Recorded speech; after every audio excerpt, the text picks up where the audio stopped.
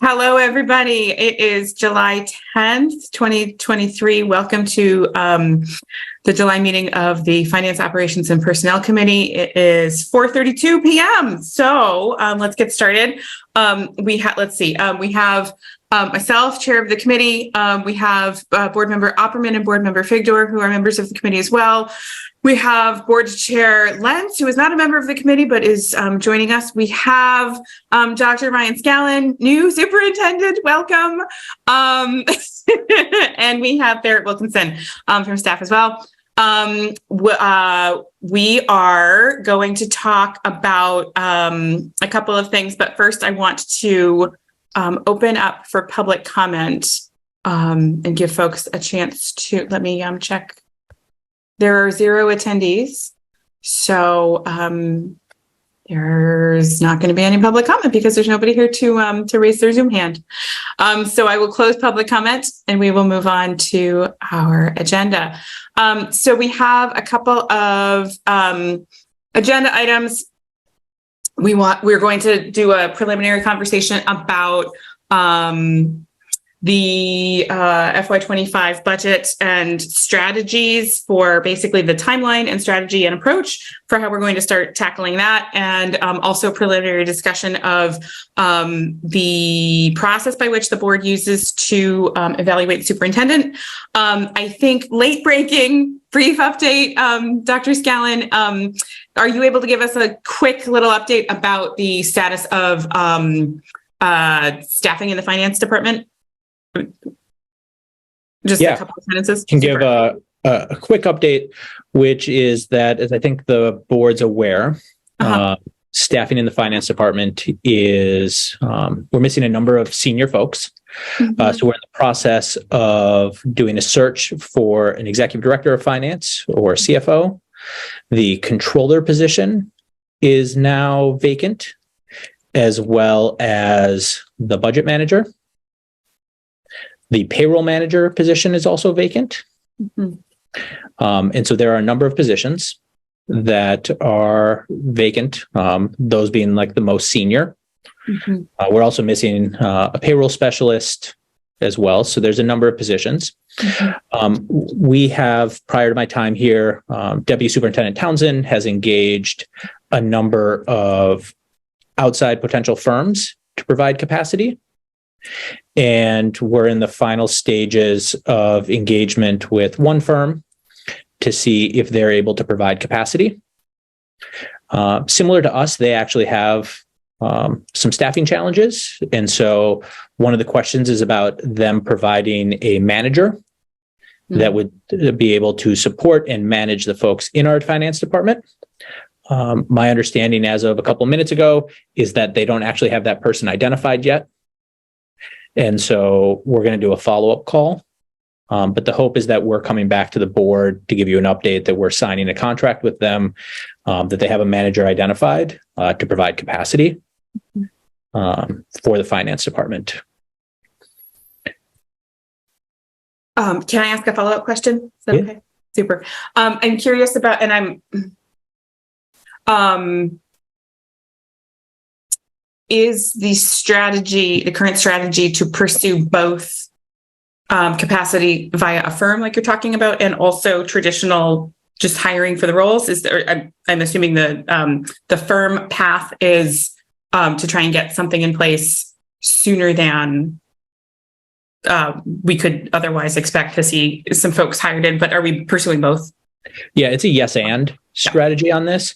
So we are actively pursuing and hiring for those positions. In fact, we had an individual join the finance team just last week. Mm-hmm. And so, yes, we do anticipate, though, that for a position like the CFO, one, it'll be difficult to find the right person for that role. And second, it'll take some time for them to come on board. And so the thought is to have the firm come in, provide some immediate capacity while we source, and that in an ideal situation, they're able to help. We have some overlap, and then we transition to our own staff. The contract with the firm would allow that. Okay.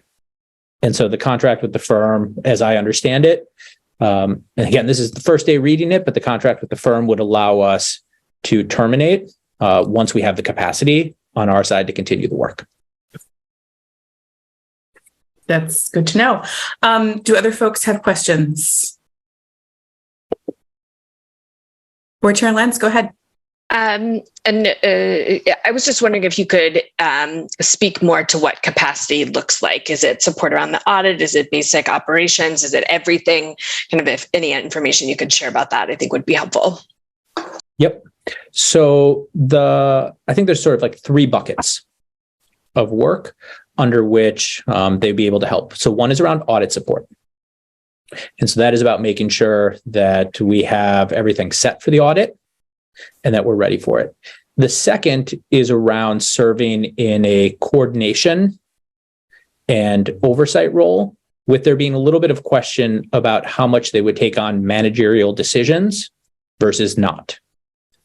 That's something we're going to need to engage them in a conversation around what still remains a decision within PPS staff versus somebody that they'd be bringing on. So in my mind, we'd rely on them for technical expertise, but we at the end would make the final decision.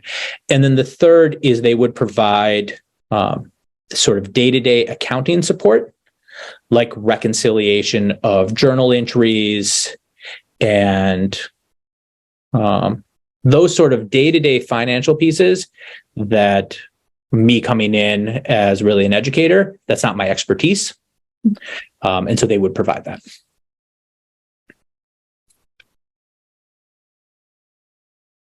Other questions, comments before we move on to our next topic? Okay, great. Thank you so much for that update. I appreciate it. Okay, so let's move on to starting to talk about FY25 budget.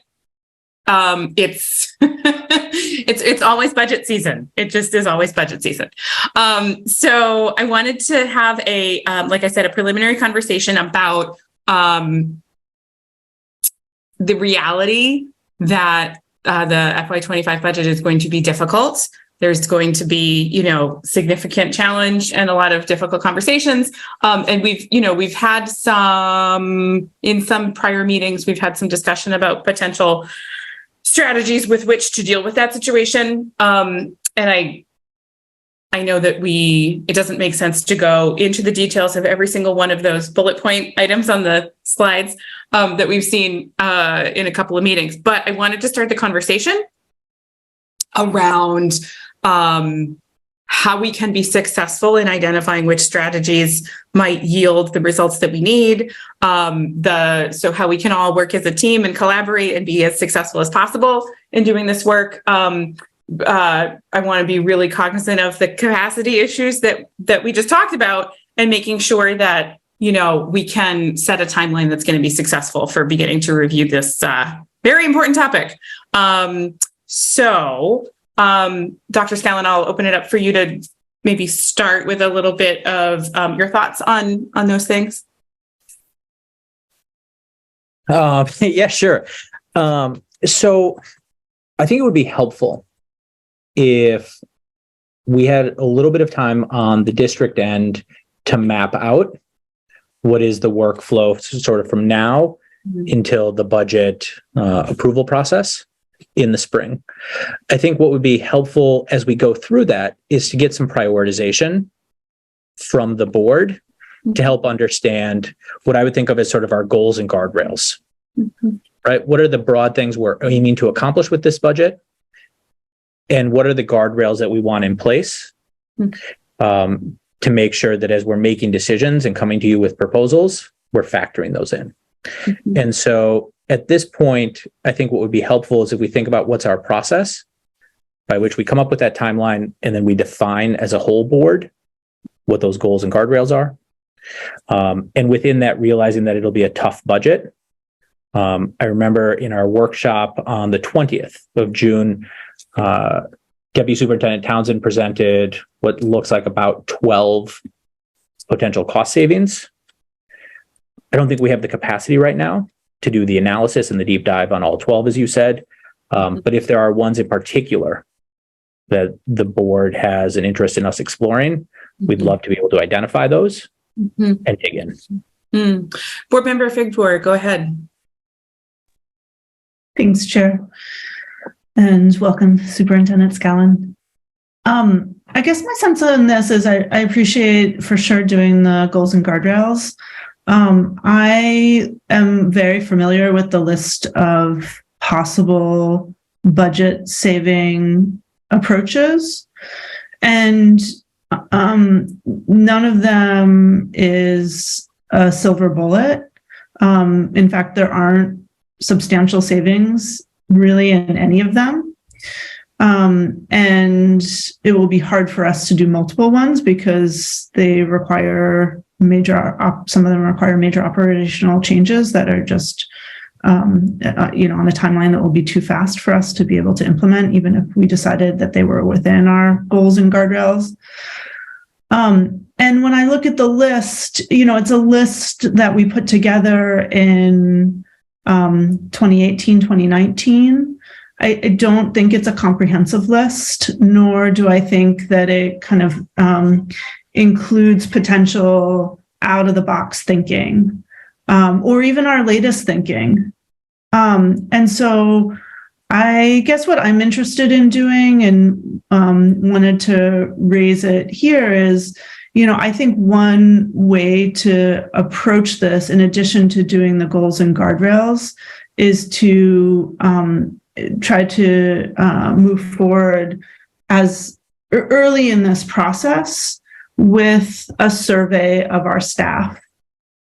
And why I raise that is because it's our staff who are the ones closest to the work, and who, if they're able to, if we can encourage them to think outside the box and creatively, I am really optimistic that that more options could come forward. Again, I'm not suggesting that there is going to be a silver bullet. I know that's this is going to be a tough process, and there's not one single thing that is going to save us the money that we need. But I do think that, sorry, my daughter's texting me. I could just turn my ringer off, but I didn't. I thought it was going to be one text, and instead it's about 10. So in any case, that's my suggestion is doing a staff survey, which we haven't done as part of this process. And I feel like there's the opportunity to surface different strategies. I don't think the strategies that we have now are comprehensive. Nor am I think they're a little bit out of date. And I think we could do some innovative, out of the box thinking if we asked our staff to surface their ideas. And we did so with confidentiality and all that, because just recognizing the sensitivity here of asking our staff to potentially think about cuts, we'd have to proceed, very carefully. But I think it would be, worth doing. So that's my suggestion. Thank you.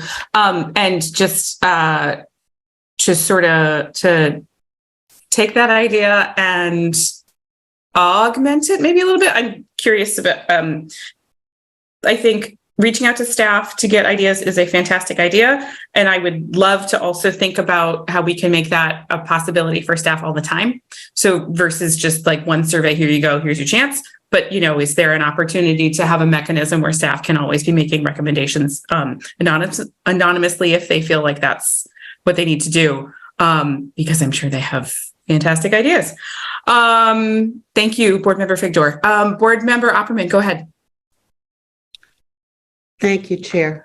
I agree with Member Figdor. I think that's creativity at the base level is wonderful and important, because they do know what works and doesn't work, and what's wasted at their level. But I think it would be useful. I myself am still in a fog as to what the 23-24 budget entails. I mean, we're talking about cutting all, I know that X percent are people, and very little is materials. And we'll have more situation coming up with more negotiations by the end of the year, that I really would like as a board to know that the priorities that we choose, how they have been met, how they've not been met in this current year, and where adjustments might be made in a broad sense. It's that I just feel that would be very useful, and again, to do that very early on, before September. Not to do anything about the budget or changes in the 23-24 budget necessarily at all, but to know where it is and to where to move forward on it. That's my thought. Thanks. Thank you. And just to, if I can ask a clarifying question, I think I heard in there a request for more specific, detailed explanations of what's in the 24 budget. And did I also hear you saying you're looking for some sort of mechanism to sort of indicate what's working and what's not working? Or yes. Okay. Which is trickier, but understandable, but trickier. Yeah. You have to start somewhere on that, because it's just, it's just shooting in the dark. It doesn't make sense. Sure. Thank you. Sure. Dr. Scallon, if I could ask for your quick initial thoughts on whether, given the capacity concerns that we've already discussed, what might be a reasonable amount of time in terms of a timeline to get that, not necessarily the what's working and what's not working information, but the more detailed specific information about what is currently in our budget. I am curious about your initial thoughts on when that might be feasible. Well, one, it's something I need to learn about and get up to speed on as I come into the position as well. And so it would be helpful to do sooner rather than later. And so I think we could combine my own learning and digging in, as well as the board's. And so if I'm hearing it right, I think of it as like two things. Is one is the 23-24 budget and just really understanding what are the pieces in it. And then second is maybe not even what's been the impact, but where do you see that prioritization in the budget? And I'd love to take that back to Mr. Townsend, who's not here right now, just to understand what the current state of that is before I follow up. But that's something I want to dig into in the next couple of weeks anyways. So if this committee's next meeting is in August, I think we could aim to have that by that time. Fantastic.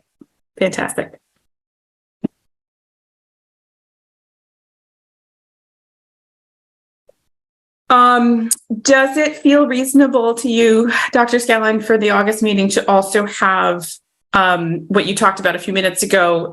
You were talking about sort of the timeline around, building out a broader conversation about capacity concerns and what that means for what staff will have the ability to dig in and research. Is that something that you also feel like you'll be able to discuss in August, or should we wait for September? No, I mean, I think I'm speaking a little bit out of turn. But in general, I think of there being three pieces as you talk about everything's budget season these days, right? I think of one, where are we at right now? So what's in fiscal year 24? The second is what's the current capacity within the team to do this work and what should we anticipate? And then three, recognizing that what's the roadmap that takes us from August to that budget. And so I think we could aim to have all three of those for you at the committee meeting in August. And I would view that as an opportunity to for you to also really give feedback. And so not something that would be final, specifically the roadmap piece, but where we'd be looking for your guidance. Okay. And then looking ahead to September, October in terms of gathering new ideas and validating those. And yeah, okay. I like that. Yeah, it's almost like let's look at in August what the roadmap is, and then let's start to put it in place and chip through individual pieces of it. Yep. Starting in September, October, and on. And actually, that I think would align with the potential of a board retreat in September and having some of that initial conversation around prioritization, around goals that could really help us. That makes sense. That makes sense. It's always budget season. Yeah, I mean, it's going to be such a challenging budget. We're really going to need this sort of extended period of very, very methodical and planful work. So I appreciate that very much. Any other questions, comments, insights on Board Member Opperman? Go ahead. It's easier to do this than the other. How about you? At one point, we talked about having this committee meeting a little bit more often. Is that a realistic thing, that in your opinion? I think so. I think summer's a little tricky for that, but I do think that changing the cadence makes sense especially after this August conversation where we're talking about capacity and roadmap and timing and process. I think maybe one of the outcomes will be, hey, we need to be meeting more often. That might just be sort of an organic outcome of that conversation. Okay, thanks. Any other comments or questions? Okay. All right. Yeah, July committee meeting is going to be relatively short and sweet. So we have one more topic, and that is preparing to figure out and finalize eventually evaluation of our new superintendent, because it is the Finance, Operations, and Personnel Committee's purview to collaborate with the board chair on this. So Board Chair Lentz, I really appreciate that you're here today. My goal for this conversation is certainly not to finalize anything or to make any decisions, but I want to start the conversation. So very similar to what we just went through with the budget, to start the conversation about what we want to what we want to bring to the August conversation so that we can get this figured out and moving forward and we don't lose sight of it, particularly on this, your first day in your first meeting and all that. I want to thank Board Member Figdor for sending over for review some information on how this has worked in the past. And of course, there's materials in board docs in terms of what currently exists. So it's not that we're starting from scratch. I think in August, we will have the opportunity to discuss any changes that we feel might be necessary, if any changes are necessary, which I'm not suggesting that there necessarily are. Board Member Opperman, I saw that you had done some research in terms of other districts, and is there something that do you want to sort of summarize? Well, like the budget, this is all new to me, and so I was going through and looking at what different places in the country and different companies say about understanding how to evaluate a superintendent, and what the role of the board is. And there were examples of rubrics there. I haven't seen what Ms. Figdor's suggested, and I will look at, but that, as half a dozen of these, trying to just get a sense of, what's appropriate in our role to do and what's out of, ridiculously detailed to expect to do otherwise. So that's what I saw. And, again, just these are ones that, the California, there's Massachusetts and other places that do this. And it depends on our description and our state requirements too, of what is expected of superintendents. So I'm not sure that the state has any requirements, but that's what I found. So I've shared that with you, Chair Bryden and Chair Lentz, and you can do what we wish to send it on or not. But it's just, again, like I said, I'm still learning, and I will continue to learn and to understand. I would be interested to know if Barrett had any thoughts on how it's done since you're here. So I will just so as not to put you on the spot, I'm going to go to Board Member Figdor anyway, and then if there's anything that you want to share, Barrett, after that, I do certainly invite you to do that. Board Member Figdor, go ahead. Yeah, I think it would be helpful to review that this is a formal process. It's not something that it's that we're creating whole cloth. In fact, quite the opposite. It's a formal process that we've worked to hone over the years. And so I think it would be helpful to center us first and foremost in what that process is and the evaluation tool that we've adopted. It is a rigorous tool. We decided a few years ago, again, sorry, sometimes the years are not crystal clear in my head in terms of when we did things, but I believe in 2019, it might have been 2018, that we overhauled our evaluation tool. And so I think the process is what it is. If we're needing to make further changes to that tool, I want to ensure that that we're making a decision as a board and as a committee that given everything on our plate, that those changes are a priority for us. But I think it would be helpful to just ground this conversation in what the process already is that we have. Yeah, in board docs, it says the last revision date was 2019. So your memory's good. So it is in board docs. Yes. Yep. Look. And Barrett, I'll just give you the opportunity to add in any insights if you have them. Nope, because I think this is the purview of the board, and this is the first time I'm kind of tracking it in my new role. So I actually don't have deep awareness of how it happened in the past. So I'm sure that others would have way more than I would have to contribute on this. I just wanted to give you the opportunity and not lose sight of it. Thank you. Okay, super. Not trying to put you on the spot at all. Okay.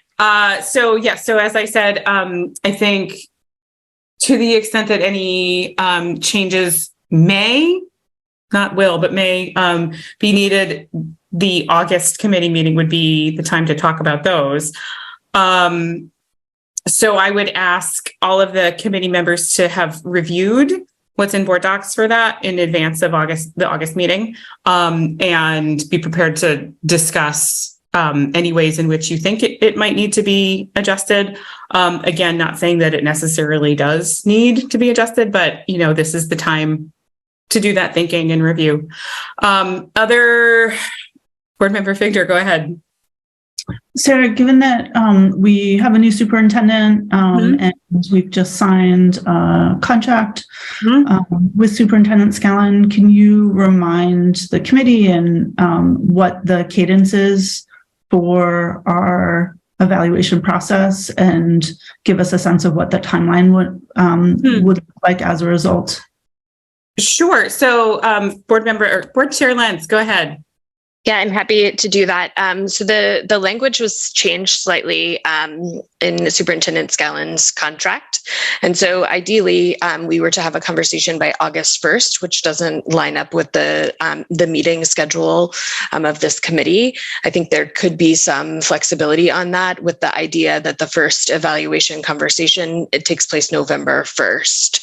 And that November 1st date feels like the really important one to be in alignment on and to be able to execute against. But also, I think any changes I don't think there should be any question about how we're moving forward after the next committee meeting.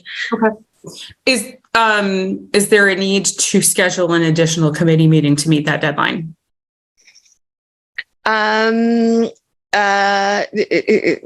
Superintendent Scallon, I would look to you. I think, I feel comfortable that we could get to a conclusion by the next committee meeting and then proceed from there. But I also understand wanting to have kind of like a clear vision. And if we want to talk about this offline and talk more in depth, we can. But from your perspective, if you have any, like, what do you think about moving that date back to meet this committee guideline? So, I mean, this is our first time doing this dance together. And so I'm completely comfortable moving it back. In fact, I'd rather us take the time than feel rushed on it. And that would allow other board members who are not on this committee to also chime in. The one thing that would be helpful is I think of part of the purpose of the superintendent evaluation is not just to talk about process and how we engage, but also the prioritization. And so, right, we've talked about how this budget year is going to be really difficult and how we need to make sure that that's a focus. And so that's one priority. It'd be helpful if we use the conversation around the superintendent evaluation to also just highlight what are those priorities of work we're going to tackle in the district this year, so that it's not, a little bit of time on everything, but it's really about tackling these 3 or 4 things. And so I'd rather take the time to get those priorities right, and also engage the cabinet a little bit in that piece as well, as they obviously have a big part of it. And so, yeah, to the short answer to your question about August 1st, we should just take the time. Okay, that's and I also think that will allow us to feed in from the board retreat the priorities once we get on the same page with you as well. Great. Super. Board member Figdor, go ahead.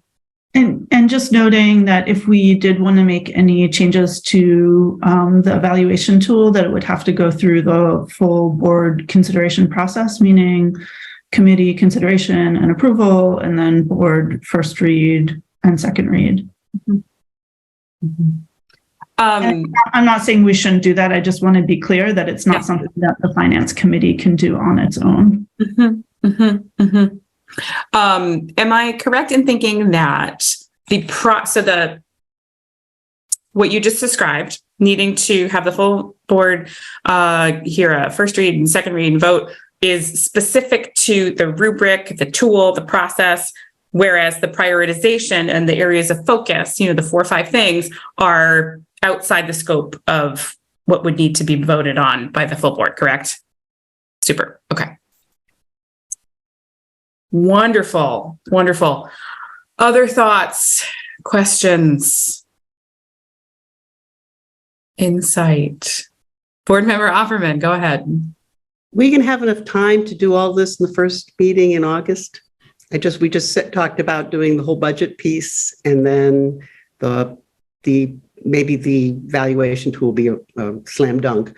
But I just to visually. Yeah, like a 3-hour meeting. I think I hear where you're coming from on that, and that's part of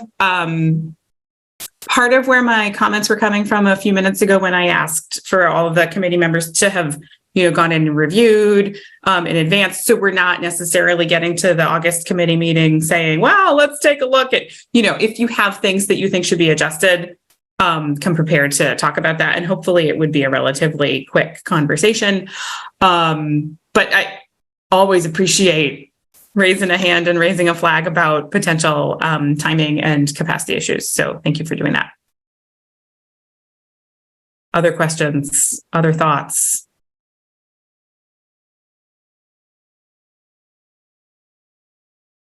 Okay. Thank you so much for sharing 37 minutes of your day on these important topics. July is really tricky.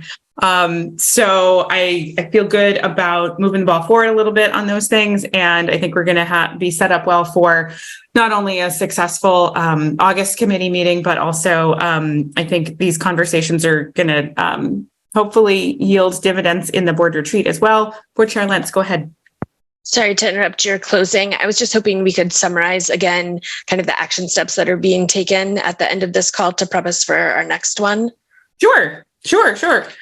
So what I captured is that specific to the superintendent evaluation process for the August meeting, if anybody, based on a review offline, has identified ways in which they think the superintendent evaluation tool needs to change, they should be prepared to bring those and discuss in the August meeting. For the budget, FY25 budget topic, I captured that in the August meeting, we're going to talk about 3 things: where we are now, current capacity for the analysis that's going to be needed, and then discuss a roadmap for getting from that August committee meeting to the finalized budget. And if I understood correctly, Dr. Scallon, you're going to be bringing materials to that's sort of a draft, and we'll discuss that. And then committee members should be prepared to speak to their priorities and, what they're in terms of goals and hopes for overlaying over those 3 buckets. Did I miss anything? Okay, I'm checking all the boxes. Board Member Figdor, go ahead. Sorry, I'm getting a little bit lost in the buckets, but just Sure. to reiterate that I think we need to generate new strategies and not just rely on the strategies that we have. And so I'm sorry if I'm misunderstanding you there, but No, I that's want okay. to make sure that we're not limiting ourselves to the potential cost-cutting strategies we had back several years ago, when I think that there's more we could surface. Totally. So what I captured was that, so what I was describing 20 seconds ago was the structure of what we will be discussing in the August committee meeting. And what I captured was that the gathering of new ideas and review for, potential validation of those ideas would be happening in September. And that of the 3 August committee meeting topics, that third one, the roadmap to get from August to the finalized budget, would include in September. We're going to gather new ideas and vet them out and that sort of thing. So does that help? Okay, super. Other thoughts, other questions, other concerns before we call? Oh, no, that's not a raise hand. It's just a wave. Okay. Thank you so much. I will, let's see, it's 5:10 and we are going to be adjourning. Because this, motion to adjourn. Thank you, Board Member Opperman. Do I have a second? Super. Thank you so much, Board Member Figdor. Enjoy the rest of your lovely, rainy summer day. Have a good night.